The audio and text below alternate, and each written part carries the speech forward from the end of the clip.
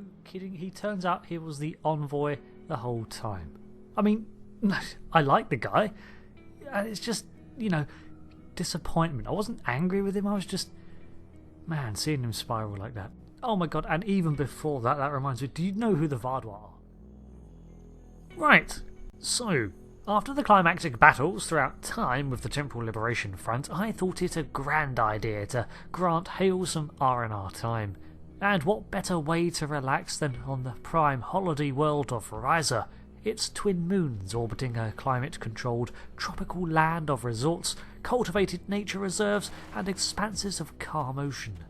A network of cruises, both waterbound and air, circle the planet, while on any one of its expansive island chains luxury resorts reside free for Federation citizens, although certain activities do cost a local currency or Federation credit, however that works. You can rent a floater jetpack for easy travel around the island, or even a surfboard because why not? Drinks and dishes are aplenty and can be enjoyed in the setting sun and warming breeze. We'll start our holiday by enjoying some of these fine things and then settle in for an evening stroll around the island, where Hale's ambling takes him through the nature reserves to the highest peaks of the coastal cliffs, and he travels through the arches and then even finds his way to the caldera of the volcano that formed this mound in the sea, now brimming with wildflowers. Soon, however, we find ourselves at the mouth of a coastal cave and are reminded of the last time we were here, 1,000 or so years ago, burying the Toxutut in a cave similar to this one. But that's literally all in the past now. I can just focus on doing absolutely nothing.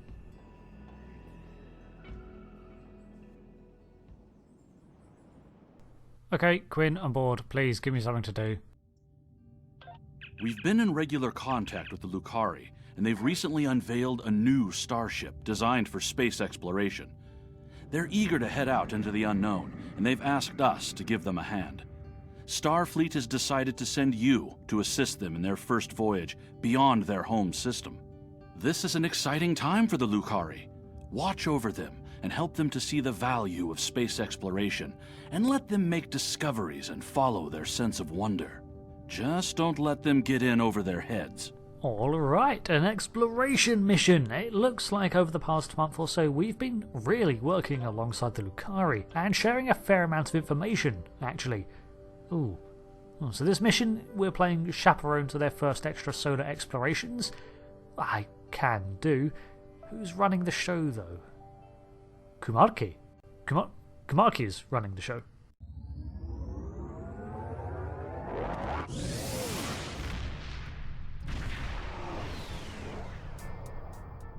We've screeched to a halt in the Lukari System, and are confronted with a Ferengi cruiser barring the path of a rudimentary Lukari vessel.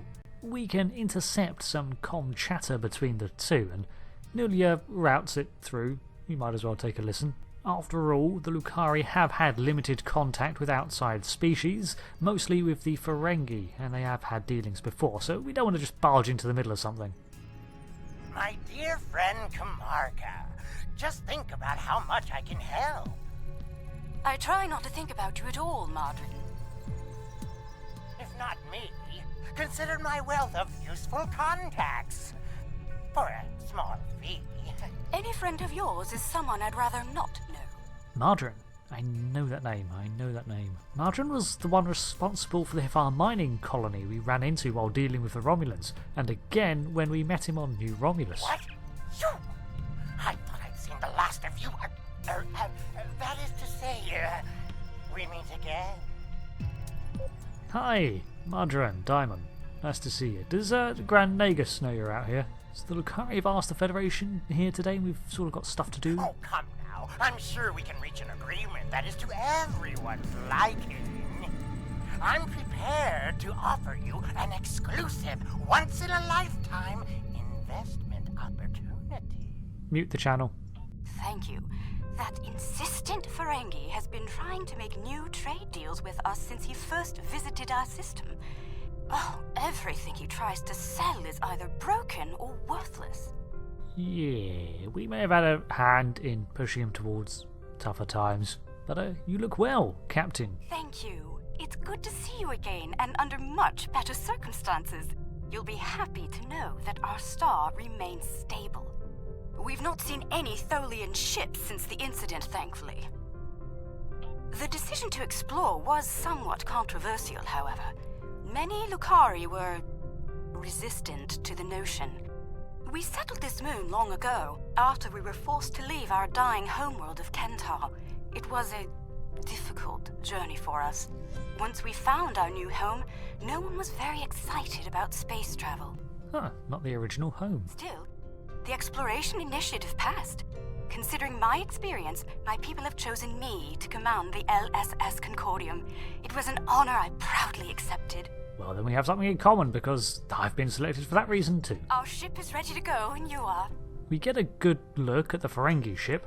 It's a model that I can actually identify. It's not the common Decora class, nor is it a Nundi class. So if anyone doesn't know it, shout it out in the comments below. As for the Concordium, well, it looks like a rather rudimentary warp ship with low-slung habitable units strapped under a central frame, with most of the rear devoted to a massive drive and warp engine, while the front is an equally large command centre. Rather rudimentary design, but it's their first warp ship for, well, a long time apparently. While we have some catching up to do, we've engaged the best engineering minds of our world to modify this vessel. I'm quite proud. We've done a lot in a very short period of time. We've added some of your defensive technology to this ship, as well as some warp drive upgrades. The Concordium is now capable of sustaining a top speed of just over warp 4. Our collaboration with your engineers has been quite inspirational. We've started work on a starship of our own design, one of many to follow the Concordium to the stars. Well, that's fantastic, I think. Our ship is ready to go, and you are.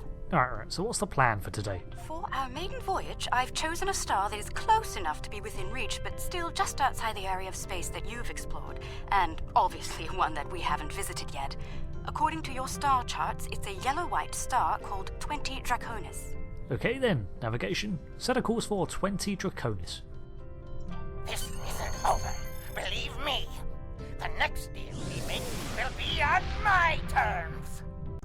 Sorry about the door-to-door salesman, you get them sometimes, but I mean, otherwise it's a very nice area. With that, a pouting Madron warps away, and we're left in orbit of the Lukari world, with their first deep space explorer, the Concordium. I'm a little concerned as to how much tech they've apparently already gained from the Federation, even if they're warp capable, but from what we've seen they're not misusing it. Okay, Helm, take us to warp 4.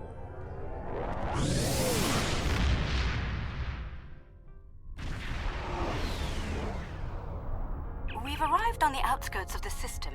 There's a large field of rocky debris and asteroids. We're picking up various metals and crystalline formations. Should we approach one of the larger asteroids and take some more readings? No, I'm not going to give you the answers, that'd be cheating. But yeah, that would be a good first step. In regards to the rapid development of the Lukari, maybe in the aftermath of the Iconian War, perhaps the Federation is hurrying things along a bit to rebuild quickly, like they did with the Evora. The Lukari are not native to the Lukari system, apparently, their homeworld being originally someplace called Kentar, so they've been an interstellar power for a while, it seems, and are aware of the galactic community, it's just they choose not to engage with it, much like the Baku or Nakul, except the Lukari, so far, have been working in line with Federation ideals and policies by their own cultural standards, which on paper makes them ideal UFP members. So this Draconis system's new to us as well, so we give the comet a scan too. Readings coming in now. Large quantities of silicate, hematite, hafnium, iridium. Crystalline structures appear to be the result of deposits created under a heavy impact. Perhaps this asteroid was part of a larger one that broke up in a collision. Heading deeper into the field may yield more clues. Let's wait till their sensors pick it up. Sensors are picking up some movement on the far side of the asteroid. Not simple orbiting debris either. There it is. Yep, we picked them up just before you did. Let's go introduce ourselves. We round the rock to find a small herd of grazing Geckly flying against the purple and amber spray of the nebula. Kuumaarke's reaction speaks for itself. Cosmozoans! They're beautiful. Do you have any information about them? Yeah, a little bit. They're called the Geckly. We can share our files on them. Sending them over now. Intriguing. The Geckly communicate using radio waves and feed on dust particles and energy emissions. And, it seems an adjustment of our EM band is in order. I don't like the idea of the Concordium becoming a Geckly food source. We too sour the energy network of the Armiger by lowering the EM band to 0.002 cycles to prevent the curious herd from snacking on us. This lets us get right up close to them and even listen to their radio waves. We've adjusted our power systems. I'd like to gather more data on the Geckly before we move on. Any suggestions? We could unintrusively tag them. An excellent idea.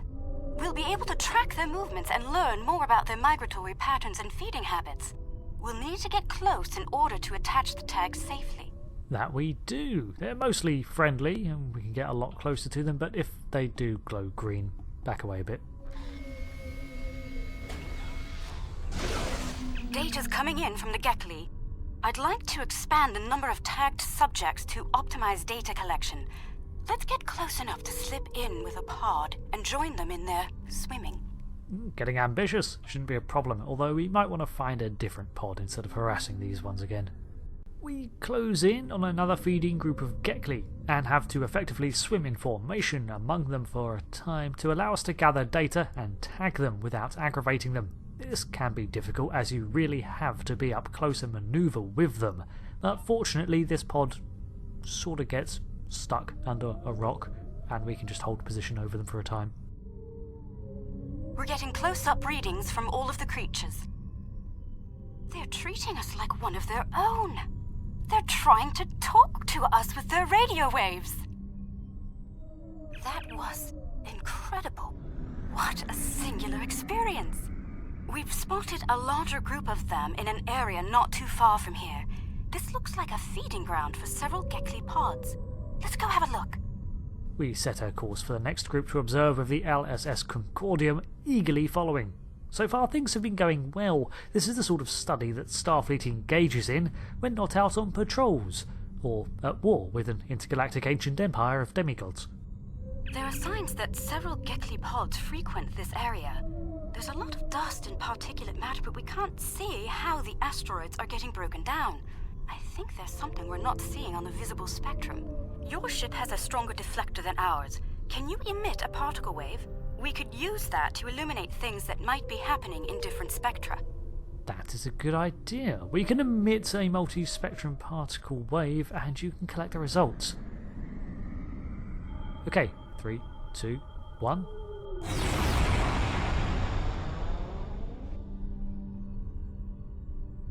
There's some kind of subspace shearing here.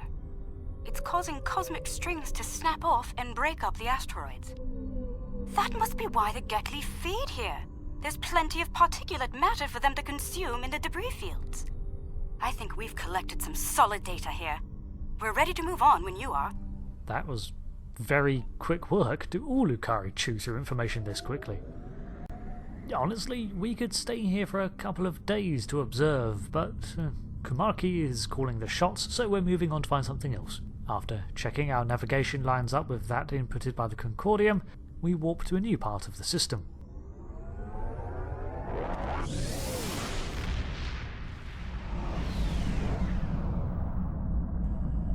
Sensors are reading a swarm of comets passing by this stellar body. They look to have an orbital period of about 173 of your standard years. I'd like to know if they came from outside of the system and were caught in its gravity, or if they originated here. Shall we take some scans? Always. Sensor race, let's go. This comet is mostly ice and dust.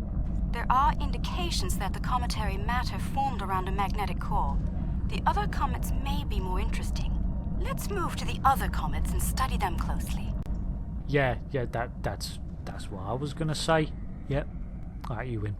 For the sheer fun of it, we chase the comet for a time before moving on to the next one in line. Our deflector shield's protecting us from most of the dust, and the Lukari ship apparently also has Federation shield emitters too.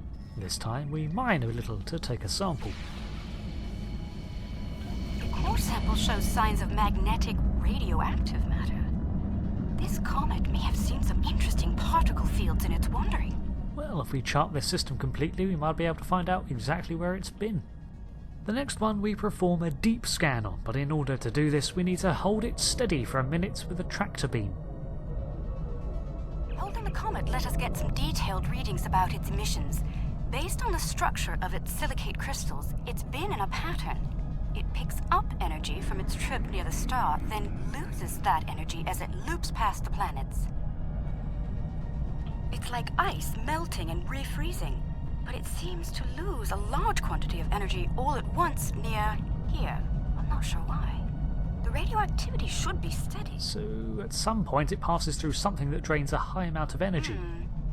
These comets seem to have a long orbit that coincides with the orbit of a Class A planet nearby. I'd like to launch a probe and see if the cometary movements have had any impact on the planet. Alright, we'll fire off some eyes to that planet. Here's the telemetry band we'll use. You're quicker at surmising the results, so you go ahead. Launching probe. So, just have to kill time until the probe sends back the telemetry. Probe data received. The planet is radiating a considerable amount of heat for its size. Nothing our shields can't handle, but I don't see any expeditions to its surface happening anytime soon. Curious. I'm picking up several large, moving sources of energy. Sensors indicate they're a life form of some kind. A cosmozoan, but not the Geckly. I'd like to study them if we can. Interesting, not the Geckly. What else could it be? It could be a Gormangander, maybe? Either way, with our comet chasing revealing some unusual mysteries, we pull away from its orbit and head towards the geothermally active Class A planet. Something near its orbit drains a lot of radiation from these comets, and there is a life sign nearby. The planet is geothermal in nature. Its surface is partially molten. No life forms detected planetside. Then again, it is rather warm down there. Oh, trust me, life doesn't always care about things such as extreme temperatures. Tholians, for example, they can live in a Class Y environment. Not to mention this strange biological silver matter that was discovered in the Delta Quadrant. As we, confident in our experiences in space, speculate on what we're going to find on the other side of this planet, we're reminded that we don't have all the answers, and that space always finds a way to surprise. There they are. Magnificent, aren't they? Oh my, those I did not expect. These Farpoint Idarians remain largely unknown to Starfleet, except they can be very powerful and possess the ability to transmute matter at will, even their own form. The Bandai on Deneb 4 had imprisoned one such creature and forced it to operate as a base by making it retain the shape of a colony, but it was freed by another of its kind and the intervention of the Federation. Pursuit of these creatures was not a priority, and the Enterprise stepped aside to allow them to leave. For all we know, these could be the same ones. Nicknamed Star Jellies, the USS Titan recorded an interaction with them some time ago, but apart from those two instances, they're extremely rare. Well, Captain Kuumaarke, Geckly, and now this, you certainly are a lucky charm. The creatures are luminescent ovoids? I'm not sure how to describe them. They remind me of an aquatic life form native to Lukari Prime. There are little ones huddling close to the planet's atmosphere. They must use the heat and the planet's electrical discharges to survive.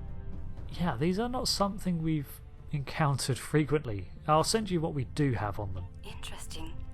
These life forms were encountered by the USS Enterprise D on Deneb 4, someplace called Farpoint Station. They haven't been seen anywhere else since. We shouldn't harm them or their young. Let's transmit a greeting, then be on our way. We do just that, beaming in a signal of greeting towards them and receiving a bioluminescent response. They flash green once. A wave back, I think. The color display must be a form of communication. I didn't realize that life forms could exist in this fashion, living off the heat of planets, feeding on the particles in space, absorbing radiation from the cosmos. There's so much to see. Let's head to the next planet in the system and see what's there. Sure thing. We should put some distance between them before we warp out, though. We don't want to spook them. This is turning out to be quite the trip. And to think I was paranoid that the Federation was getting too involved or breaking the Prime Directive or something.